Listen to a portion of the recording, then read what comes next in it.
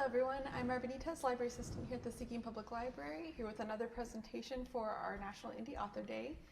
So today now we have Lynne Lawrence Starcke here, who's going to be talking to us about the writing process. So let me tell you a little bit about Lynne.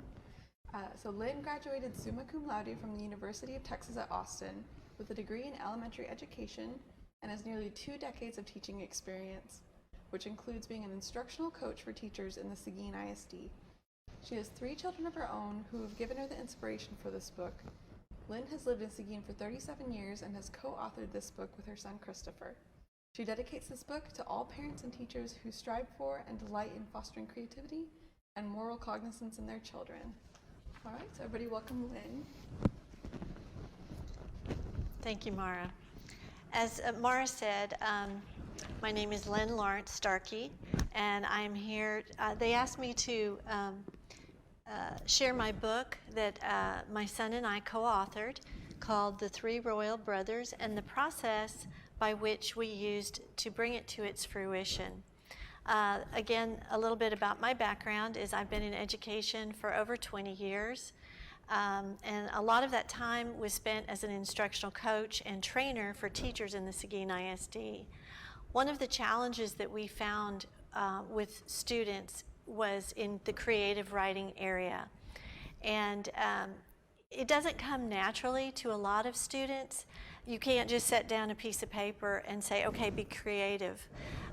So what they have to do is try to become familiar and comfortable with that process. A lot of times it's stressful during testing. As a matter of fact, in 4th grade, they're actually tested in the area of creative writing, and it causes a lot of anxiety for those children. As a matter of fact, during one of our testing days, we had several children who just froze. They just looked at the page and could not write down a single word. And you feel for them that really, as an educator, that your just heart goes out to them. So what we feel is the more you do something, the better you get at it. And the better you get at it, the more you enjoy it and allow those creative juices to flow. So what a lot of educators do is they bring their work home with them. And I did, and I experimented on my son, Christopher, who was 10 years old at the time. And instead of reading a book to him at bedtime like we normally did, I suggested that we create our own story. And so I proposed that I add a line, and he adds a line, and so on and so forth. And so we did this. He started off once upon a time, and then I added a line. I thought for a minute, and then he added a line. Anyway, the process was fun, and we both were really excited about hearing what the other was going to come up with, because we had no clue, we had no design, we had no outline. And it was really an interesting and bonding experience for us. So after doing this process for several weeks, we ended up with this incredible narrative. It became a fairy tale. There is a dragon, my son's contribution, of course, a griffin, again, my son's contribution, a pixie, that was me, a happy ending, and it ended with a moral lesson, which was fabulous because we had no idea where this was going. And it was exciting, it was fun, and we felt like we were being really engaged. And these are attributes that teachers love to have in their students for creative writing. You want to instill these things, and if you can ignite that in your students, it's a win. So the good part about this process is you can use it with kinder up through adults. As a matter of fact, with kindergartners, high-level thinking, to instill that in even kindergartners, you can read a story to them and ask them the open-ended question that says, if this story didn't end this way, how would you have ended it? And again, that starts that process of creative thought in those children. It's not a yes-no question, it's an open-ended question. So teachers, what they can do in their classrooms, I would introduce this as whole group, And as students raised their hands, I would call on them to add their line to the story. And so it can be used whole group. It can be used in pairs for further practice. You pair the students up and they work back and forth building their story, and then they can share with the class. And it becomes something very natural, very fun, something they look forward to, and they have enthusiasm about that. And again, the great part is it works with any age level. And at home, parents can do this at their dinner table. It's something so easy and fun, and bring grandma and grandpa in, bring the little grandkids in, and have everybody add to the story. So it becomes very natural, and it takes the whole idea is to take the stress and anxiety out of that creative process. So I do challenge you all to try this at home, parents and teachers in your classroom, and I think you will see, like I said, I was so wowed by what my son had come up with. I think he would spend the day thinking about what he would add to the story, and it ended up being a lot of fun. So I do challenge you to write your own story. You never know the journey that it's going to take you on. And you may end up with a published book at the end like we did. We didn't start out thinking that that's what we were going to do, but it ended up that way. And years later, my son had come to me and said, you know, Mom, we really need to publish that book. It's good. So anyway, I thank you for being here today, and I would like to share the book that we created with you now. So sit back and enjoy. The Three Royal Brothers. For all parents who strive for and delight in fostering creativity and moral cognizance in their children.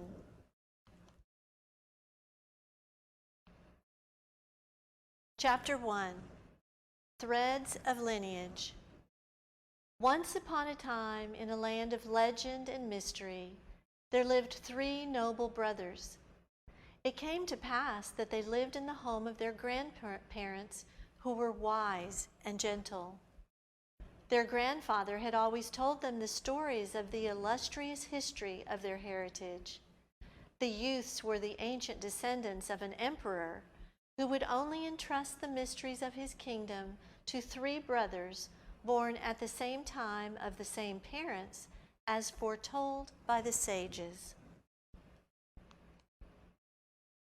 In all the centuries, there had never been such a relationship of his descendants until these three. It was for this reason they had been sent to live in secrecy with their modest grandparents. When the boys reached the age of maturity and became men, they were allowed to pursue the legend and fulfill the dreams of their lineage. The grandfather instructed them to venture high into the Trinity Crags, a sacred mountain range with prominent triple peaks, and there they would find their answers. The brothers gathered provisions, said tearful farewells, and set off to the mountains. After climbing for several days, they came upon an iguana, sunning himself on a rock. As the brothers began to walk past, the iguana spoke to them and said he had been waiting a long time for them. The brothers watched in astonishment as the small iguana transformed himself into an enormous dragon. The dragon then told the brothers that in order for them to claim the secrets of their ancestors, they must first prove themselves to be truthful, wise, and kind. Chapter 2. Heart of Stone. The great dragon then instructed the first brother to travel to the summit of the first peak and seek out a green jade gemstone of priceless value. The brothers set off and found a deep cavern inhabited by an elderly hermit. Inside the cave, the first brother discovered the jewel set high atop a heap of rocks being guarded by the hermit. The brother told him of his quest and demanded to be given the gem, but the frail man refused. The brother then devised a plan to deceive the hermit. He claimed he was the emperor of the realm and required the crystal for the kingdom. At this, the hermit respectfully bowed low, apologized for his blunder, and happily gave the brother the precious jade. Pushing the old man aside, the brother set off on the long journey down the mountain to present the gem to the dragon. As he approached the dragon, the gem began to fade in color, turning a sickly green and then an ashen gray. By the time he had reached the dragon's perch, it had become the blackest shade of night. When the first royal brother returned to the dragon, he reverently placed the prize at his feet. Noticing the state of the trinket, the dragon inquired how the brother had acquired the gem. The brother tried to justify his deceptive methods to the creature, but the dragon knew he had failed to obtain the jewel with honor and was unworthy. The dragon cast his gaze down upon the brother, and with a blaze of brilliant fire, the man's spirit was forever sealed in the jade figurine. Chapter 3, Garden of Seasons. The great dragon then turned to the second royal brother. He instructed him to journey to the distant elevation of the second mountain peak to obtain a single glistening flower. Although the harsh frost of winter spread across the land, the brother set off to complete his task. When he finally reached the pinnacle, he began to hear the most enchanting song. There in the outcroppings, untouched by winter's chill, he saw a tiny pixie singing and dancing atop the petals of a lovely flower in the midst of a beautiful garden. He asked if he could pick the flower, for he needed it to attain the wisdom of his ancestors. The pixie said the flower was the source of her life, and if it were plucked from the earth, she would surely perish.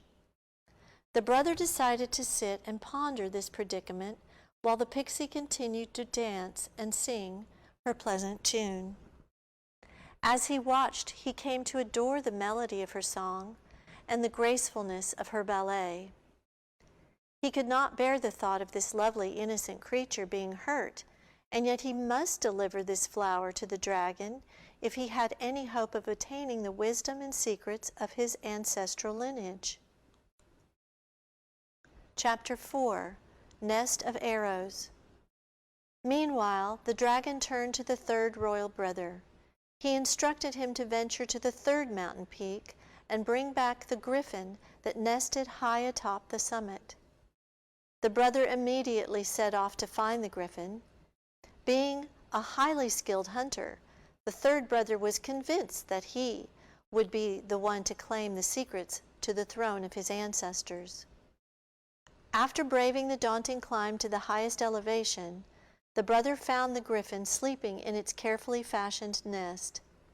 With a steady hand, the brother took his bow, set an arrow, and carefully aimed it at the beast. The arrow sailed through the air and pierced the slumbering griffin in the heart. As he approached, the third brother noticed a clutch of eggs in the nest beneath the griffin's now lifeless body. Having completed his task, he gathered up the body to deliver to the dragon and claim his reward. Resting the griffin at the dragon's feet, the brother felt assured of his victory. The dragon then shook his head and explained that there was no need to kill the beast, for it would have traveled along peacefully. The dragon knew the brother had acted hastily and without prudence. Now the eggs would never hatch, and griffins would disappear from the world. The dragon cast his gaze down upon the brother, and with a blaze of brilliant fire, transformed the griffin's body into a golden statue, and forever sealed the man's spirit within. Chapter 5, Blossoms of Fate. During this time, the second brother had been waiting, thinking and watching the pixie happily dance on the shivering flower. Finally, he posed a question. Would it be acceptable if he dug up the flower, roots and all, and brought it to the dragon? The pixie assured him that as long as the flower was not plucked from its stem, she would remain well. With the utmost care, the second royal brother, began to dig around the base of the flower, delicately preserving the roots. He transplanted the blossom into a bowl from his satchel. The tiny pixie continued to dance and sing as he carried his precious cargo down the mountain. When the second royal brother returned to the dragon, he tenderly placed the bowl containing the shining flower at his feet. In that instant, the dragon transformed into a likeness reminiscent of their grandfather. The old man introduced himself as the ancient emperor of his forefathers.